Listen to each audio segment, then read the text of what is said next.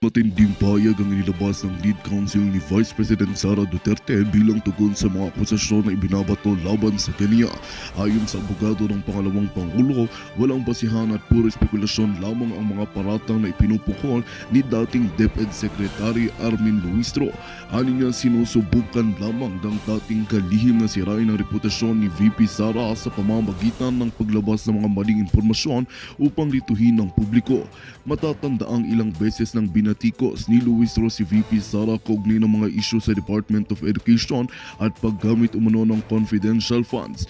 Gayunpaman iginiit ng kampo ng pangalawang Pangulo na malinaw na mandato ng batas sa paggamit ng pondo at walang anumang irregularidad sa kanilang panig. Dagdag pa ng lead counsel, handa silang ipresenta ang lahat ng ebidensya upang patundayan na walang iligal na ginawa si VP Sara at pabulaanan ng mga pahayag ni Luistro. Dahil sa matapang na sagot ng kampo ni VP Sara, marami ang nag-aabang kung ano ang magiging susunod na hakbang ni Luistro. Magpapakita ba siya ng konkretong ebidensya upang patunayan ang kanyang mga paratang o tuluyan na ba siyang mapapahiya sa harap ng publiko? Patuloy nating babantayan ang usaping ito at magbibigay ng pinakabagong update sa mga susunod pang araw. Yan nga ang mga balitang ating aabangan ngayong araw.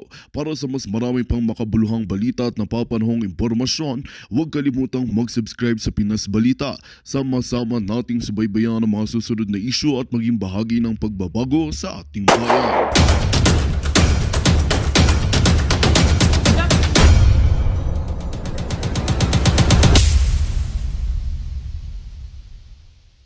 Naku, napakalaki ho ng problema nitong si Jinky Luis.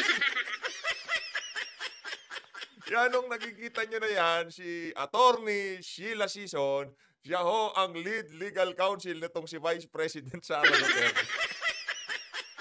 Panigurado, meron hong kalalagyan itong si Luistro dito sa abogado na to. Hindi ho basta-basta itong si Attorney Sheila Sison. Napakatindi ho pala nitong ali na to. Kaya naman, para sa prosecution panel ng mga congressman dyan sa House of Representatives, galingan nyo. Pero bago yan mga kababayan, isang like at isang subscribe. Masaya na ho tayo dyan sa mga gusto sumali sa community. Yung join button, nandyan lang ho sa baba. Hindi na ho natin patatagalin itong mga kababayan. Rekta na ho tayo dito sa naging interview sa lead legal counsel nitong si Vice President Sara Duterte. At itong mga hanas na naman, meron na naman hong panibagong hanas itong si Jinky Luistro. Walang sapat na basihan ng Supreme Court na mag-issue ng TRO versus VP Sara Duterte impeachment. Nako, kalma lang. Okay lang yan. Huwag ko kayong magsalita ng ganyan, Congressman Luistro. Kung hindi nyo ho tinago ang asawa nyo nung pinaghahanap siya ng batas, okay lang magsalita kayo ng ganyan. Huwag nyo hong pangunahan ng Supreme Court. Okay? Relax lang ho kayo. Ayan ang makakadiskusyon nyo, Itong si Attorney Sheila Sison, lead legal counsel ho, nitong si Vice President Sara Duterte. At panigurado, matutuwa ho kayo dito sa interview niya na to sa mga media. Umpisahan natin ang ating talakayan dito kay Jinky Luistro. Jinky, banat! Usually incorporate our prayer to dismiss the petition on the ground of lack of basis, no?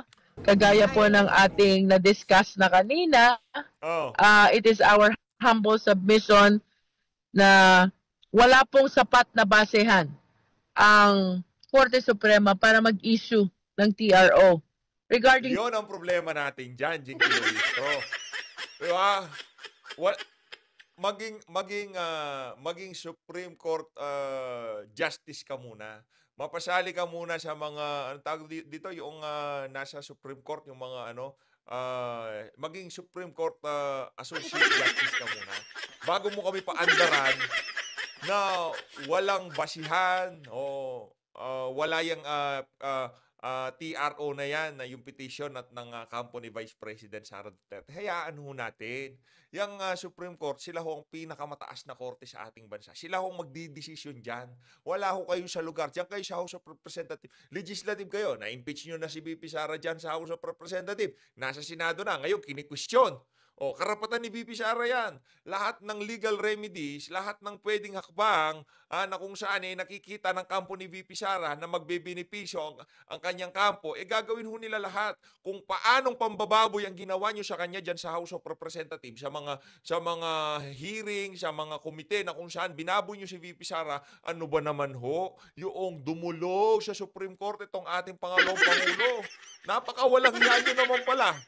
Ginawa nyo, binaboy nyo na itong si VP Sara at lahat-lahat. Ngayon, nagpunta lang siya ng isang beses sa Supreme Court, nag-iiyakan kayo, iba pang pahira.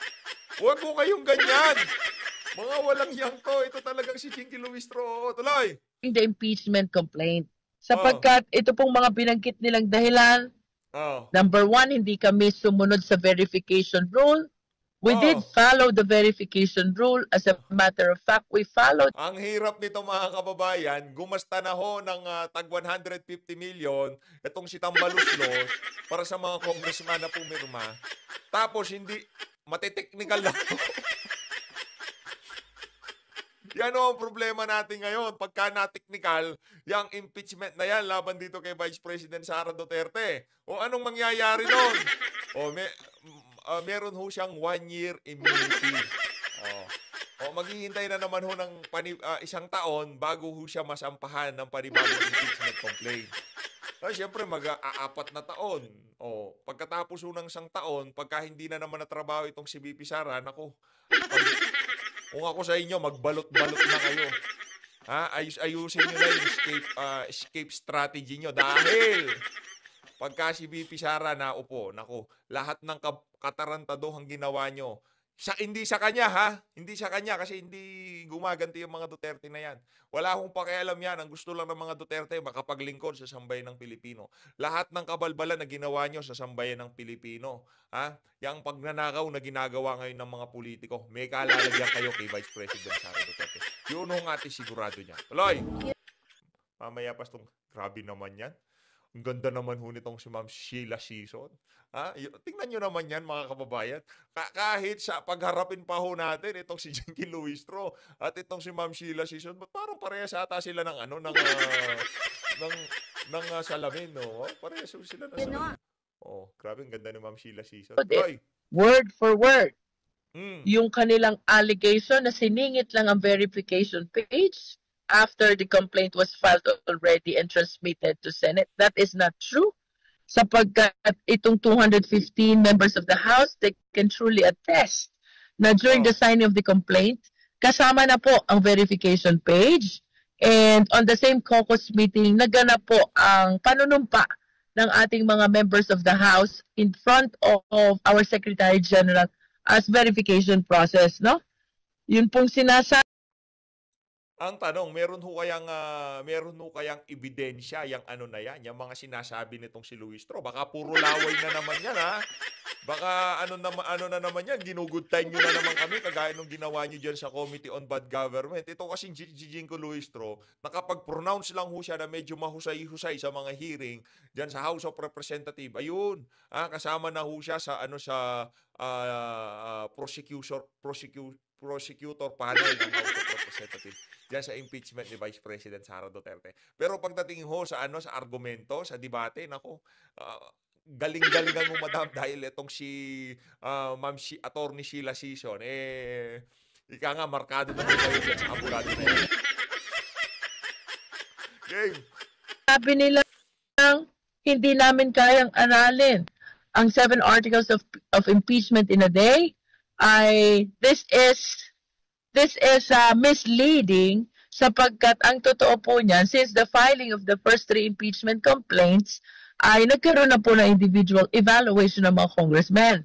And we know for a fact as well na marami po sa grounds for impeachment ay subject matter na ng Quadcom hearing at ng hearing ng Committee on Good Government. So, I believe that the members of the House are familiar already with the grounds where we are anchoring the Hindi, iba yun. Sinabi na ng mga abogado, ito naman si madam binubola mo na naman kami. Yung pag-uusap nyo sa Quadcom at Committee on Bad Government, iba yun. Hindi yun porket napag-usapan na dyan sa mga committee na yan, mag-a-assume kayo na, na alam na ng mga congressman na pumirma yung articles of impeachment na yan. Hindi ho ganun gumagana yan. Kailangang basahin, intindihin, at manumpa sa harap ng SecGen, ha?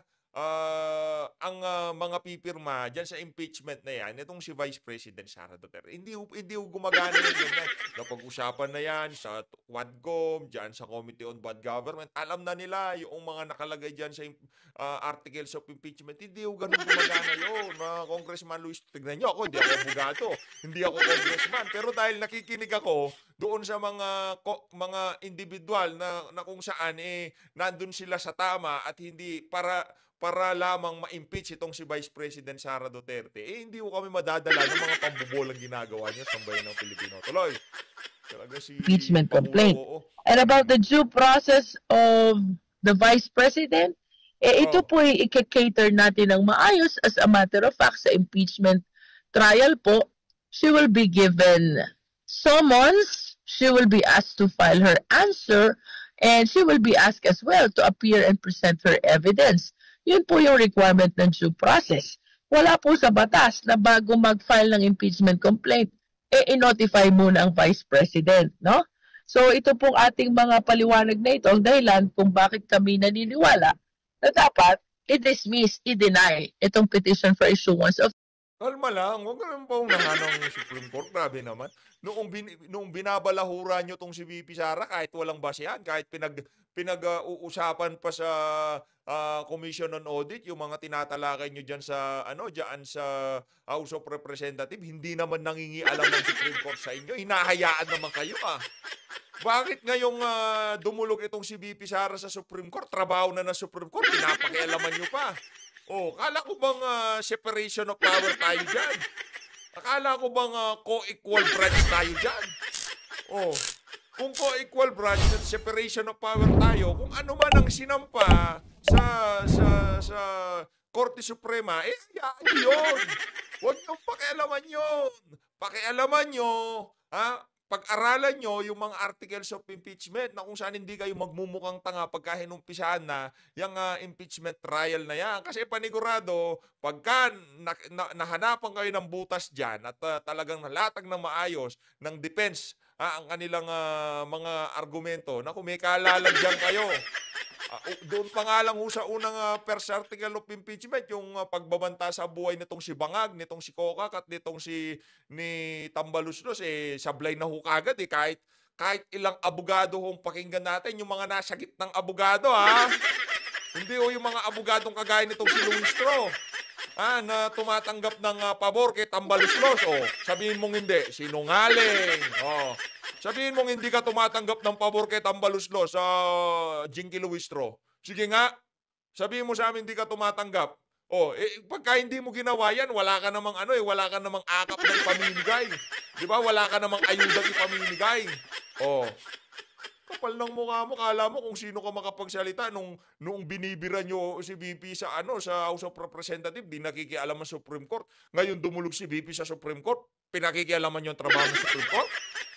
Huwag ganon, hintayin yung sumagot. Huwag yung paunahan ng sagot. Diyan kayo magaling. Diyan kayo magaling. Di pa tapos ang audit sa COA. Hindi pa tapos yung usapin kaugnay dyan sa mga pondo na may notice of disallowance. Nagpatiho na kayo.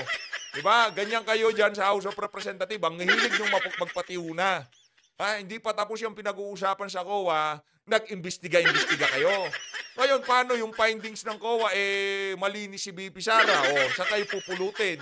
Ano mangyayari doon sa mga pinagbasihan nyo dyan sa article of impeachment na yan? Na kung saan yung confidential fund? Sinabi ng COA, malinis si VP.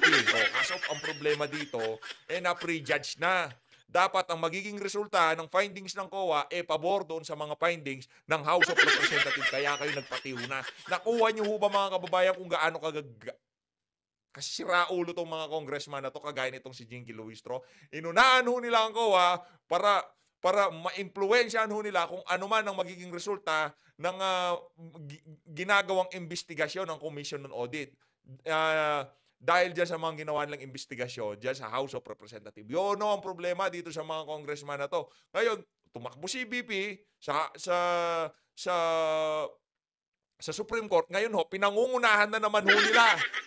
Nitong si Jinky Luistro, yung dapat na hindi ho nila dapat pakialaman, sa bagay, no? COA nga, pinakikialaman nila, constitutional body, isang constitutional agency. Ngayon ho naman, mas matindi ho ngayon ang pinakikialaman nila. Supreme Court naman ho ngayon. Ang tinuturuan nitong si Jinky Luistro na kesyo, walang basihan.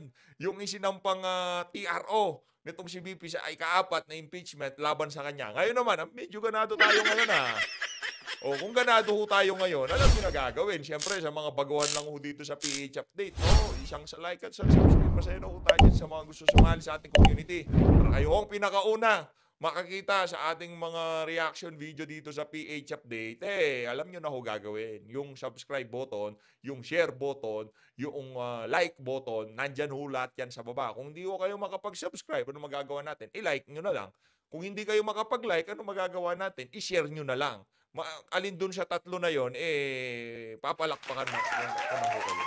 Eto mga kababayan, rekta na ho tayo dito sa kayo. Grabe naman yan. Ang gaganda naman ng mga di ba? Bigatin ho yung mga nasa defense team ngayon, no? Itong sino ba ito? Ito sila nabasa na natin kanina yan yan ito.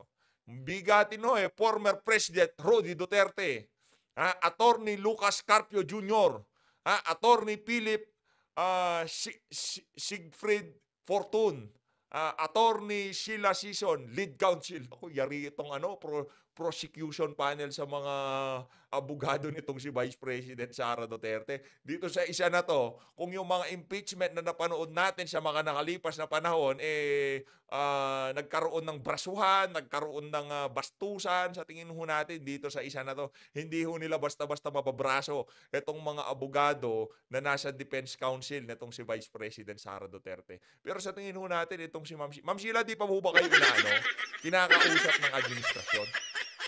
Hindi pa ho ba kayo ino-offeran? Kasi mahilig sila sa ganyan. Itong administrasyon na to. Mahilig ho sila sa ganyan. Kaya, lang madam bigyan ko lang kayong heads up. Sa lahat ng nasa legal team nitong CBP, kakausapin ho kayo niyan ng admin at o-opera kayo ng bilyon para ilaglag itong CBP. Pero hindi ho nila gagawin yan. Nandiyan ang kanyang yung manugang batawag dyan dito kay Attorney Lucas Carpio. Naku, bigatin daw ho yan.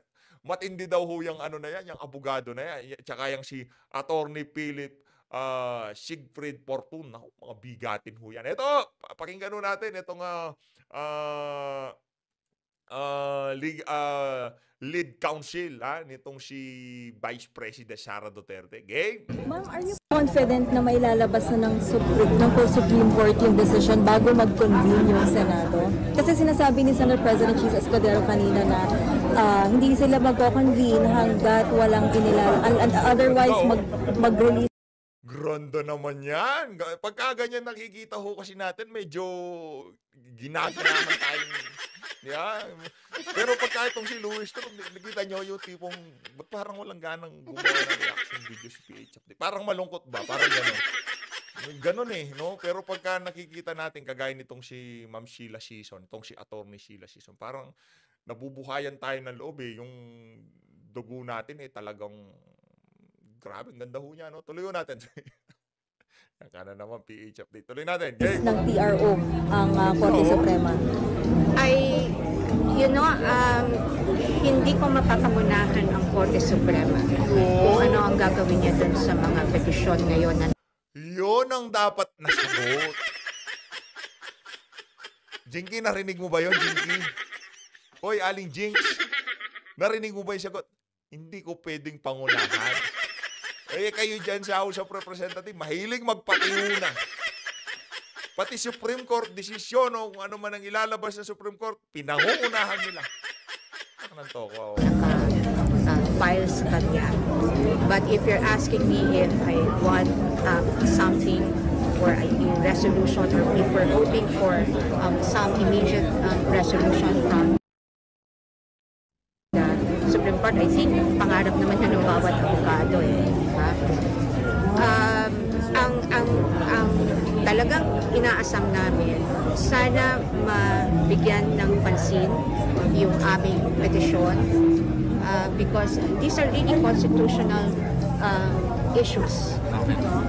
Hindi naman kasi if babasahin ninyo po yung ating konstitusyon, even as the House has the exclusive power to initiate all cases of impeachment, hindi po yun absolute o absoluto. In fact, sa isang kaso na sinay din namin sa petition, malinaw na sinabi ng Korte Suprema na itong power na ito, itong kapangyarihan na ito, ay subject sa parameters or constitutionally imposed standards such as the manner of filing, the number of votes required, and the one-year constitutional. Some House lawmakers say, ma'am, na this is an... Attorney, raise nyo din niyo ba yung issue yung sa signatures kung talagang pinirmahan? Kasi parang walang picture sa nag-vote yung mga... Hindi ko po alam. Alam niyo po, sa totoo lang, humihingi kami ng certified true and correct copy from the Secretary General. And I think this is a request that was refused. No?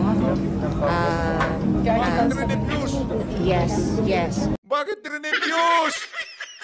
Bakit rinefuse yung nangingi lang ng certified true copy? Ano na to? Ano pa lang, sa pangingi pa lang ng dokumento. Paano pag-aaralan ng defense yung article of impeachment kung yung mga pirmang nanghingi na certified true copy ayaw bigyan?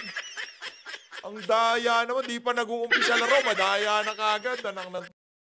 There was we formally requested the Secretary General to provide us a certified true and correct copy of that. Some House lawmakers say, ma'am, na this is an act of desperation daw sa camp ng Duterte. Normal naman na ganun yung magiging reaction nila. No? I think sa kahit anumang issue na may magkatunggaling panic, may mga ganong reaction. Pero sa totoo lang, I don't think, hindi ko makita kung saan galing yung desperasyon kung pinag-aralan yung argumento. Ma'am, I've read your petition po sa News Society and Foundation. And meron po kasing previous statement si Vice President na she welcomes the impeachment kasi it's the proper venue for her to defend herself against these charges. How do you reconcile this openness of the Vice President to face impeachment and then this petition po for certiorari? Sa tingin ko, walang contradiction, no? In fact, yung statement ni Vice President na she's willing to face whatever charges against sa kanya, I think hindi naman nagbabago yon. Hindi naman ibig sabihin na nag-file siya ng petisyon para questionin yung proseso. Hindi ibig sabihin nun na ayaw na niyang humarap. Sa tingin ko, narrative lang yan nung mga tao na gustong magpalabas ng maling impormasyon, spekulasyon. Katulad nga ng sinabi natin kanina sa forum. Grabe naman tong si Atty. Sheila. Mabigat ho ito. Mabigat ito. Handa si BP.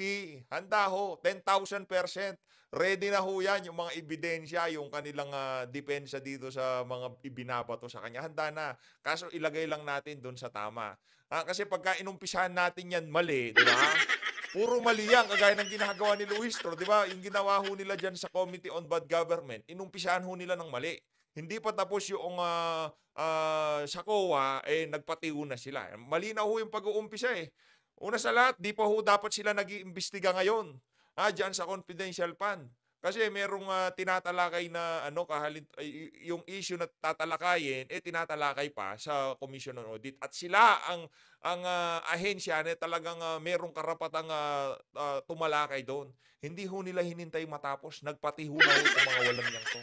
Kagaya nitong si Jinky Luistro. Ngayon, kung itong impeachment na to inumpisahan ng mali, kung dayaan na, pag-uumpisa pa lang, dayaan na pagdating sa pirma, pagdating sa